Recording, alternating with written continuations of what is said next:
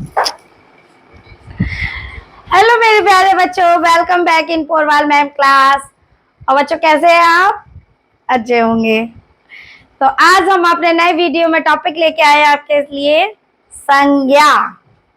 संज्ञा का संज्ञा क्या होता है? नाम, जो कि हर व्यक्ति का, हर जगह का, मतलब किसी ना किसी का कोई ना कोई नाम होता ही। सिंपल साधारण शब्दों में बोला जाए, संज्ञा क्या है? नाम। नाम को हम क्या कहते हैं? संज्ञा। अगर वो कोई इंसान है तो भी उसका कोई ना कोई नाम होगा। यदि वो कोई जानवर है तो उस जानवर का भी कोई ना कोई नाम होगा। जगह है तो जगह का नाम होगा। कोई चीज है तो उसका भी नाम होगा। तो जो नाम है वही संज्ञा कहलाता है। तो टाइम को वेस्ट ना करते हुए हम आज का टॉपिक स्टार्ट करते हैं। तो आज हम जैसे बताया भी संज्ञा। तो संज्ञा किसे कहते हैं? कि संज्ञा किसी व्यक्ति, वस्तु, स्थान, भाव आदि के नाम को संज्ञा कहते हैं। किसी भी व्यक्ति का हो, व्यक्ति, इंसान वगैरह सब आ जाते हैं, वस्तु हो, कोई भी चीज, ठीक है ना, स्थान, भाव आदि के नाम को संज्ञा, जैसे कि मैंने बताया ना, सिंपल साधारण शब्दों में बोला जाए कि संज्ञा किसे कहते हैं, तो वन वर्ड में आंसर देते हैं, नाम को संज्ञा कहते हैं। अब बोला व्यक्ति, व्यक्ति में कोई भी हो सकता है। मेरा नाम है, आपका नाम है, ठीक है, व्यक्ति का नाम। वस्तु का नाम, पंखा, ये क्या है? मार्कर। ये क्या है? अब इसका एक नाम है ना, मार्कर बोलते हैं, पेन बोलते हैं, पेंसिल बोलते हैं, इसको जो भी बोलते हैं, ठीक है ना, मार्कर। तो ये इसका जो नाम है वो इसकी पहचान है। तो इसका नाम क्या? मार्कर। वो मार्कर ही संज्ञा है, ठीक। ये क्या है? डस्टर। तो जो इसका नाम जो डस्टर बोलते हैं, ये क्या है? संज्ञा नाम। ये व्हाइट बोर्ड क्या है? संज्ञा। तो ये वस्तुओं के नाम है। जगह, आगरा, दिल्ली, शिमला, मनाली, इन जगहों के नाम। अब भाव आ जाते हैं। भाव यानी सुख, दुख, हंसना, रोना, ठीक है ना, गुस्सा और प्यार, घृणा, ये सब किस में आते हैं? भाव में, जिसे हम महसूस कर सकते हैं। इन सब का डिटेल अभी हम बाद में देंगे। तो मतलब भाव, ये भाव के नाम। जैसे अब गुस्सा कर रहे हैं तो उस शब्द को गुस्सा, दुख, मतलब जो भी हमें महसूस हो रहा है उसको जो नाम देके हम बुलाते हैं वो क्या है? भाववाचक संज्ञा होता है, ठीक है ना। तो किसी व्यक्ति, वस्तु, स्थान, भाव आदि के नाम को संज्ञा कहते हैं, ठीक। संज्ञा के कितने भेद होते हैं? संज्ञा के 5 भेद होते हैं। व्यक्तिवाचक संज्ञा, जातिवाचक संज्ञा, भाववाचक संज्ञा, द्रव्यवाचक संज्ञा और समूहवाचक संज्ञा। तो पहला हमारा है व्यक्तिवाचक संज्ञा। व्यक्तिवाचक संज्ञा में क्या होता है? इसमें किसी विशेष व्यक्ति, वस्तु, स्थान, ठीक है ना, किसी विशेष व्यक्ति, सेम डेफिनेशन ऐसी रहती है, किसी व्यक्ति की जगह यहाँ पर आ जाएगा विशेष। किसी विशेष व्यक्ति, वस्तु, स्थान, भाव आदि के नाम को व्यक्तिवाचक संज्ञा कहते हैं। कैसे विशेष? अब जैसे हम लिख रहे हैं कि रमन पढ़ रहा है। अगर हम एक लिखते हैं रमन पढ़ रहा है, ठीक है ना, तो इस सेंटेंस में कोई एक नाम दिया हुआ, विशेष नाम है, क्या है वो? रमन। तो रमन जो नाम दिया गया है वो हो गया व्यक्ति, प्रॉपर नाउन जिसे बोलते हैं, प्रॉपर नाउन, यानी प्रॉपर तरीके से एक बच्चे का नाम दिया गया है। तो क्या है यहाँ पर? व्यक्तिवाचक संज्ञा। तो यहाँ पर जो रमन है, रमन क्या काम कर रहा है? पढ़ने का काम कर रहा है। अगर मैं लिख दूं वह पढ़ रहा है, तो यहाँ पर क्या होगा? संज्ञा नहीं होगी। संज्ञा किसको बोलते हैं? नाम को बोलते हैं, ठीक। अब डेफिनेशन जैसे बताई दी, किसी विशेष व्यक्ति, वस्तु, स्थान आदि के नाम को संज्ञा कहते हैं। अब दूसरा है हमारा जातिवाचक संज्ञा। जातिवाचक संज्ञा में क्या होता है? इसमें मतलब उस व्यक्ति की, बोला जाए व्यक्ति की, वस्तु की, स्थान की संपूर्ण जाति का बोध होता है। संपूर्ण जाति का बोध ऐसे होता है, जैसे अब हमने यहाँ पर लिखा है लड़का खेल रहा है, ठीक है ना, लड़का खेल रहा है। तो यहाँ पर जो लड़का है इससे क्या पता चल रहा है वो किस जाति में आता है, पुरुष जाति में, ठीक है। क्या है ये, पुल्लिंग है। लड़का खेल रहा है, बच्चे पढ़ रहे हैं, अध्यापक पढ़ा रहे हैं, ठीक है ना, या फिर माता खाना खा रही है या बना। तो मैं यानी कि जिन वाक्यों में व्यक्ति की, वस्तु की, स्थान की संपूर्ण जाति, अब जैसे बच्चे, तो पता चल रहा है कि वो क्या है, छोटे छोटे बालक हैं, छोटे छोटे बच्चे हैं तो उससे क्या उनकी बच्चों वाली जाति का पता चल रहा है। छात्र, छात्र यानी वो विद्यार्थी है। अध्यापक यानी एक व्यक्ति है जो कौन है, टीचर है। तो व्यक्ति की उसकी संपूर्ण जाति का पता चलता है, उसे कहते हैं जातिवाचक संज्ञा। जातिवाचक संज्ञा के बाद जैसे इसे बोलते हैं इंग्लिश में कॉमन नाउन, व्यक्तिवाचक को बोलते हैं प्रॉपर नाउन और जातिवाचक को बोलते हैं कॉमन नाउन। थर्ड है हमारा भाववाचक संज्ञा। भाववाचक संज्ञा क्या होता है, भाववाचक में हम क्या, जो चीज हम महसूस कर सकते हैं, उसको छू नहीं सकते, देख नहीं सकते, सिर्फ क्या कर सकते हैं, महसूस। अब जैसे हमारा पड़ोसी है या कोई भी व्यक्ति है, वो बहुत खुश है, अब वो हमें बताएगा नहीं, हम भी उससे पूछेंगे नहीं, पर हम उसके जो बर्ताव, उसके बिहेवियर को देख के, उसके मतलब हाव भाव को देख के हम पता कर लेते हैं, मालूम पड़ जाता आज ये बड़ा खुश है, हमने ये चीज महसूस की।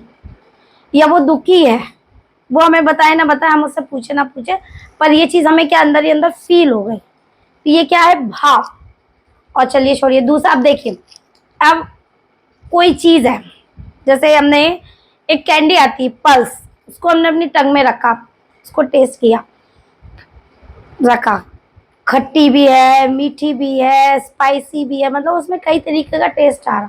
तो ये हमने क्या किया, अपने जीभ पर जब इसको रखा तो महसूस किए कि इसमें कितने तरीके के टेस्ट आ रहे हैं, कि ये खट्टी भी है, मीठी भी है, प्लस चटपटी भी है। तो हम जो चीज़ महसूस कर सकते हैं, सब्जी में नमक कम है तो हमने बोल दिया सब्जी में नमक कम है, अब सामने वाले को मालूम पड़ गया हाँ इसमें नमक कम है। सामने वाला दुखी है, सुखी है, रो रहा है, हंस रहा है, उसे गुस्सा आ रहा है, मतलब ये चीज़ें वो होती, इनको हम टच भी नहीं कर सकते, छू नहीं सकते, ना हम इन्हें नाप तोल सकते हैं इनको सिर्फ क्या कर सकते हैं, महसूस। तो जिन वाक्यों में हम ये महसूस कर सकते हैं तो उसे किसी भी व्यक्ति, वस्तु, मतलब व्यक्ति अथवा प्राणी के, वस्तु नहीं है सॉरी, किसी भी व्यक्ति अथवा प्राणी के गुण, दोष, हाव भाव को जब हम उसके मतलब महसूस कर सकते हैं तो उसे बोलते, दया का भाव ले लीजिए, गुण ले लीजिए, ठीक है ना। तो ये सब किस में आते हैं, भाववाचक संज्ञा। जैसे कि ना, भाव का मतलब हम फील कर सकते हैं, ठीक। जैसे कि आप देखिए इसका देते हैं, बुढ़ापे में व्यक्ति बच्चा बन जाता है, बुढ़ापे में व्यक्ति बच्चा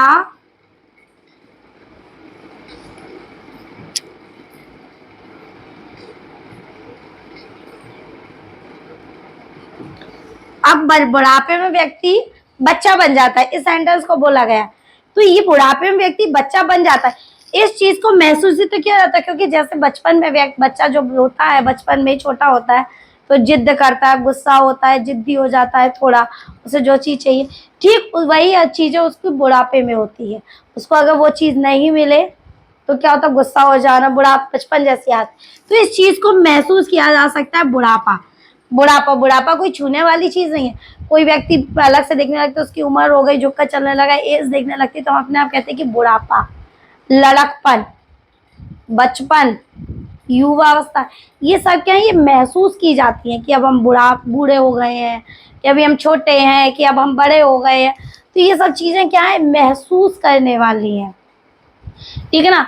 दशा वगैरह का इन सब का ज्ञान होता है, ये किसमें होता है, भाववाचक संज्ञा में। अब हमारा द्रव्यवाचक संज्ञा। द्रव्यवाचक संज्ञा में क्या होता है, जिन संज्ञा शब्दों में किसी पदार्थ, द्रव्य अथवा धातु का बोध होता है। द्रव्य, पदार्थ, धातु का बोध होता है। जैसे कि बोला जाए कि 3 लीटर रिफाइंड दीजिए या लेकर आओ। 3 लीटर दूध लाओ। चलिए दूध कर दिया हमने, दूध लाओ। मेरी अंगूठी सोने की है।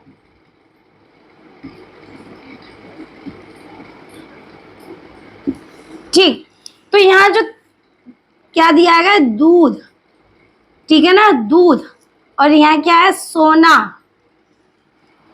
क्या है, सोना। तो ये जो सोना, ये क्या है, धातु, और ये क्या है, एक तरल पदार्थ, द्रव्य मान लीजिए, ये तरल द्रव्य है। ठीक, और ये क्या है, एक धातु है। तो ये किस में आते हैं, उसमें द्रव्यवाचक संज्ञा में। किस में आते हैं, द्रव्यवाचक संज्ञा में। सब बोलते हैं मटेरियल नाउन। या बोला जाए मेरे लिए साबुत मूंग बना दो। यह अंगूठी, मतलब जैसे सोने की लिख दिया, ठीक है, हीरे की अंगूठी है, या मेरा हीरे का कड़ा है, या लोहे की खिड़की बनवानी है, लकड़ी का दरवाजा, नहीं लकड़ी नहीं आएगी इसमें। ठीक है, तो ये किस में आ जाते हैं, आपके मटेरियल नाउन, यानी कि द्रव्यवाचक संज्ञा में। अब लास्ट हमारा है समूहवाचक संज्ञा। जिन संज्ञा शब्दों में वस्तुओं अथवा प्राणियों के समूह या समुदाय का पता चलता है। जिन शब्दों से व्यक्ति अथवा प्राणियों के समूह या समुदाय का पता चलता है, उसे बोलते हैं समूहवाचक संज्ञा। जैसे कि बोला जाए कि गुच्छा। अब एक शब्द है गुच्छा। गुच्छा किसका होता है, किसका होता है, चाबी का। प्राणी वस्तु बोलना भूल गई, चाबी का गुच्छा होता है, या फल का, अंगूर का गुच्छा होता है। ठीक, अब जैसे शब्द आते हैं दल, ठीक, फौज,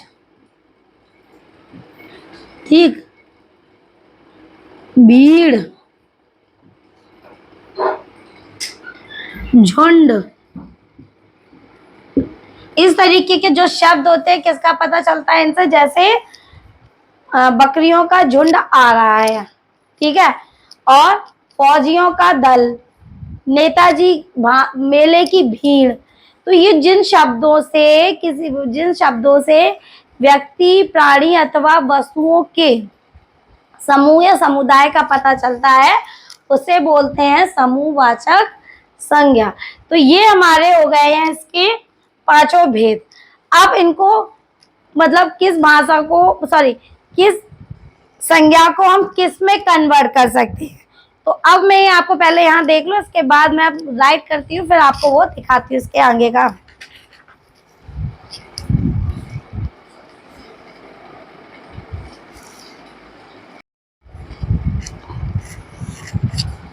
तो ये है जो भाववाचक संज्ञा, 5 प्रकार से इसकी रचना की जा सकती है भाववाचक संज्ञा की। अब देखिए, पहला तो इसका जातिवाचक संज्ञा से, दूसरा सर्वनाम से, तीसरा विशेषण से, चौथा क्रिया और 5वां अवयव से।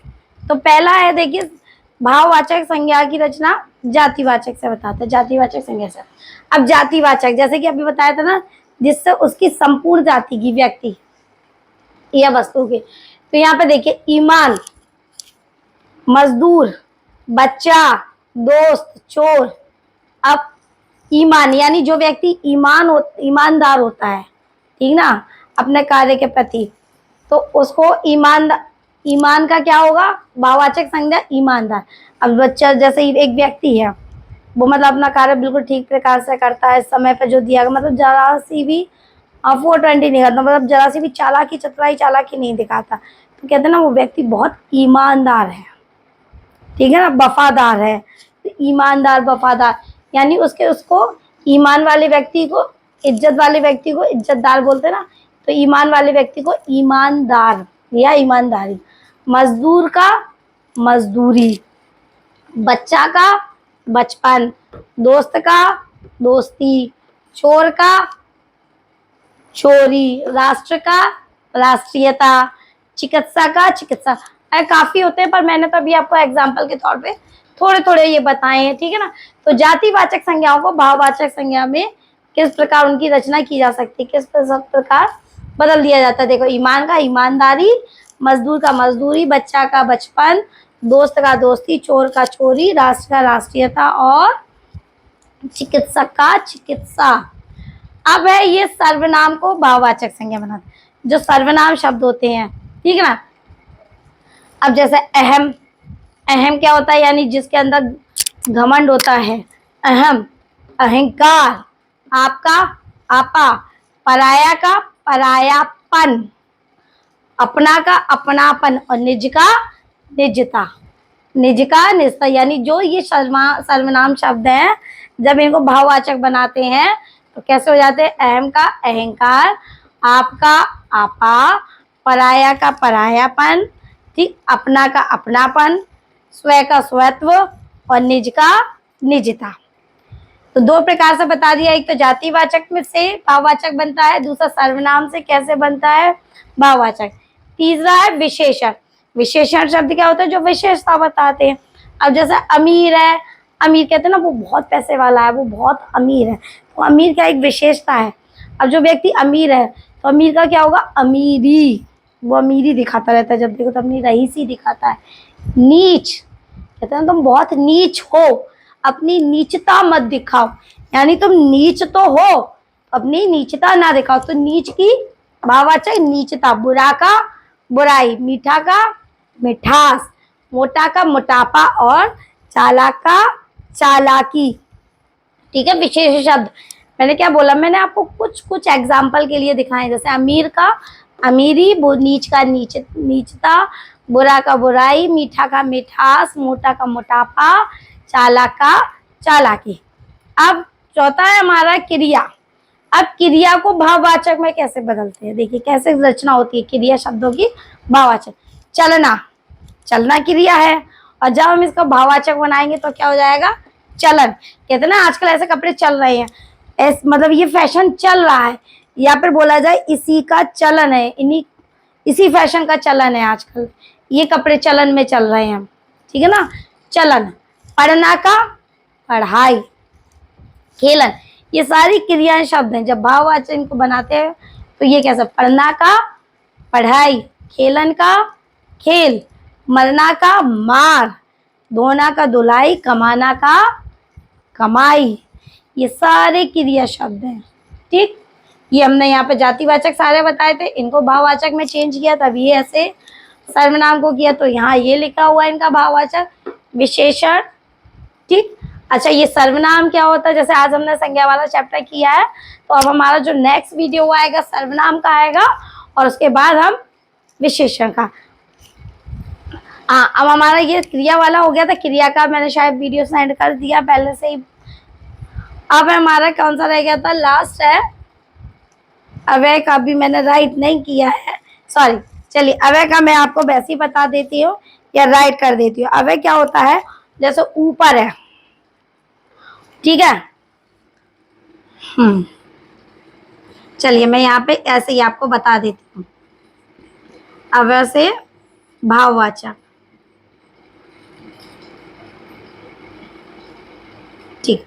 अब जैसे ये ऊपर लिखा हुआ है, ठीक है, दूसरा है दूर। तो जब ऊपर का भाववाचक बनाएगा तो ऊपर का क्या हो जाएगा, ऊपरी, और दूर का क्या हो जाएगा, दूरी। दूर का दूरी। और बताइए कुछ वर्ड्स, जैसे दिक का दिक, धिक्कार, ठीक। और देखिए निकट का निकटता, निकट का निकटता,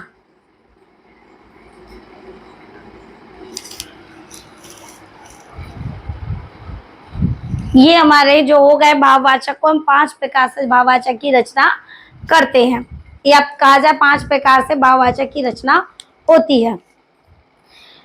बुक सबके पास होती है, बुक से हम पढ़ सकते हैं, पर टीचर अगर कहा जाए कि टीचर क्या पढ़ाते हैं, वही बुक वाला पढ़ाते हैं, तो ये गलत है।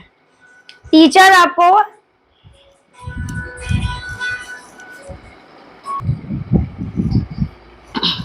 हाँ, कहते हैं कि किताब, टीचर क्या करता है, किताब में सब लिखा होता है, टीचर उससे पढ़ाता है।